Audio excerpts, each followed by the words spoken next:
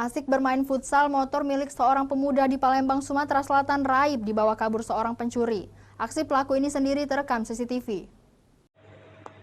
Inilah video CCTV saat merekam aksi pencurian sepeda motor oleh seorang pelaku di kawasan 14 Ulu, Kecamatan Seberang Ulu 2, Palembang. Dalam rekaman tersebut terlihat pelaku yang sendirian berpura-pura menelpon sambil berjalan menuju parkiran futsal saat korban sedang bermain futsal. Merasa keadaan aman, pelaku pun langsung merusak kunci kontak motor milik korban menggunakan kunci liter T milik pelaku. Korban Guntur baru mengetahui motornya dicuri saat dirinya hendak pulang setelah bermain futsal. Itu jam 4 kurang tuh datang ke sini. Pas kami ke sini tuh kami tuh pelakunya tuh ada di sini Kak. Nunggu di sini kan.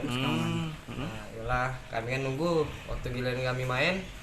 Dia ini kan lapangan depannya ada wong main. Jadi rame masih posisi motornya. Nggak sempat. Ini kami sini kan motornya kan parkir di sebelah sini kan. Yang lapangan depan dibalik. Ya tinggal motor aku dewean depan sini. Peristiwa ini sendiri telah dilaporkan korban ke pihak kepolisian Seberang Ulu 2 Palembang. Dari Palembang, Muhammad David, iNews melaporkan.